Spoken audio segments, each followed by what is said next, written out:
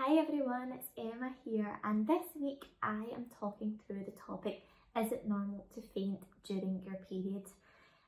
So as much as this is something that we wouldn't want to be happening on a monthly basis, it can happen, and so we want to just raise a little bit of awareness around this and for me to explain some of the reasons why it might be happening and potentially what you could do to help. So first of all, I just want to explain a little bit around why you might be feeling dizzy during your period. So there are many reasons. It could be down to hormones or hormone imbalance, which we talk about quite a lot, the cramps themselves, or it could perhaps be linked to kind of anxiety, kind of mental issues as well. So I'm just going to delve into these themes a little bit in a little bit more detail. So first of all, is it normal to faint during your period? So it is a little bit more likely, there is some more likely mechanisms, but of course, as I say, we would want to kind of try and understand some of the root causes, and in some situations we might want you to take some action in terms of supplements, considering your hormones, or in some cases go to the doctor. But the reason why it isn't totally unheard of is during your period, your blood is kind of being diverted differently to how it might be the rest of the month. And more specifically, your blood is kind of being relocated to your womb and your abdomen in order to give you that period and to kind of take more blood flow through the area and take some waste products away in terms of kind of pro-inflammatory prostaglandins and things. So there are some changes in your blood flow, and potentially this could give rise to some lightheadedness. Also, in terms of the actual period itself, we have that going on, but then we also have other symptoms to contend with as a result of this. So for example, the pain that we experience. So in some cases, the pain, the cramps might be quite severe, and of course this can cause kind of stress and panic, and that in itself could potentially give rise to lightheadedness. So we know when our stress response is ignited, what happens is that itself starts to divert your blood, and this is a bit of a protective mechanism. So your blood gets diverted to your heart, to your lungs. It's a kind of survival technique in order for your body to think, this is stressful, I need to be ready to fight or flight. When in reality we know that a period we wouldn't need to, but if the cramps are significant enough, it could potentially switch on this process. As the blood is diverted, the reason we actually faint is when blood is diverted too much away from our brain and our head. So that's why you might have experienced the kind of ringing in your ears or the blurry vision. And this is as the blood is diverting away from your brain, and if this becomes significant enough, that is when you'll faint. And again, this is a bit of a kind of protective mechanism, as then the blood is able to be diverted back up to where it needs to be. So I'm just going to go into it in a little bit more detail about why it's happening and some of the reasons around that. And of course our blood pressure has a huge bearing as well. So just as I've described, the blood starts to divert potentially away from your brain, and this happens as your blood pressure drops. And this can happen as a result of some of the mechanisms I've described, but there also could be some other factors in there as well. So first of all, an important factor that we want to consider is anemia. So for people, especially women with heavier periods, quite heavy bleeds, you could be at more risk of anemia.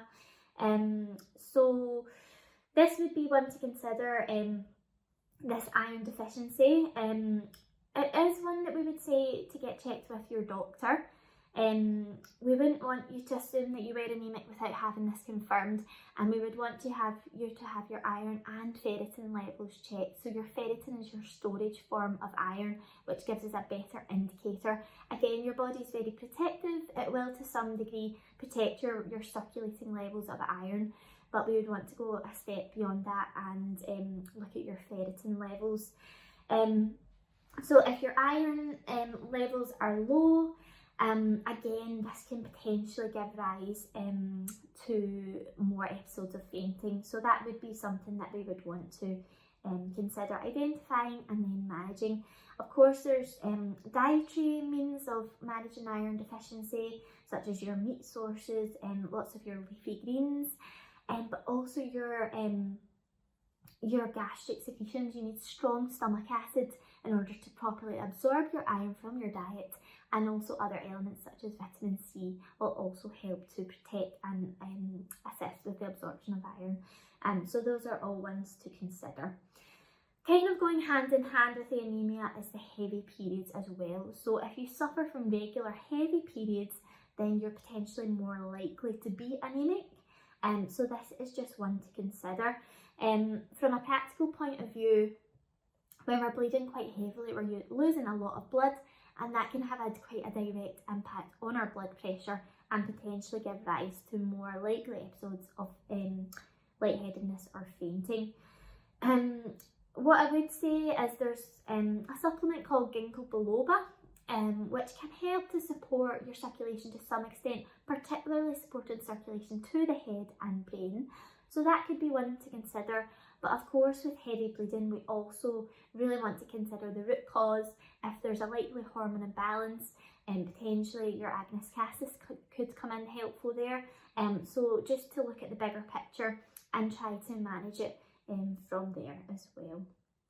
Also, what I would say is with the heavy periods, if you're also getting quite painful periods, and if you suspect that the lightheadedness is a result of the pain itself, if the pain is that severe that's making you feel faint, we would really want you to double check with your doctor, regardless of the likely cause, the hormone imbalance. We would really want you to check with your doctor, as we don't condone very severe symptoms that are kind of going unchecked. Next, I just want to touch on diet. Diet could potentially have an effect to this lightheadedness and fainting. So we've talked through iron. Remember, we are losing a lot of extra iron with our monthly periods. So for us women, we often need to be ensuring we are replenishing our levels either through diet or natural supplement options such as Floradix, for example, which is a lovely liquid formula that's very well absorbed. I've mentioned the stomach secretions. As much as I like to talk about foods and nutrients, we really need strong gastric secretions to support that. And if you feel you need a bit of help on the digestion side of things, that's where something like yarrow would come in, some digestive bitters taken before meals just to really help that absorption. We also have the kind of electrolyte balance, so as well as iron, which we lose, also your electrolytes such as magnesium and potassium, especially potassium, is very important for maintaining your blood pressure, so healthy, normal blood pressure. So to get a good all-round electrolyte product, something like our balanced mineral drink would be a good option. So it just contains some of those key electrolytes in nice sensible levels, not too high. There's also some vitamin D in there as an added bonus, another nutrient that most of us need in supplement form. So that's just one to consider to take daily, whether it's just around the time of your period or longer term, just to ensure that you're getting enough of those key electrolytes such as potassium. Of course, potassium is also prevalent in lots of lovely fresh foods, so your bananas, tomatoes, kale, asparagus, options like that. But sometimes it's nice just to have a little supplement and get the added benefit there. Finally, I just want to mention dehydration. Most of us are probably aware that dehydration could potentially contribute to lightheadedness, but it is something that perhaps we just don't consider daily, and also that when we have our periods that we're actually losing that extra liquid, or the blood that we lose is also a form of liquid that we are losing. So I'm often recommending at least 1.5 to 2 litres of plain still water daily, but during your periods it might be up at that upper end. So that's just one to consider to make up for that blood loss, and also to help support that your blood pressure just a little bit further, your blood pressure and circulation. So that's all for this week. I really hope it's been helpful. Feel free to submit any questions you might have. Also, please do subscribe to our Evolgo YouTube channel and also hit the bell icon so you will be notified of my future weekly videos. Thanks.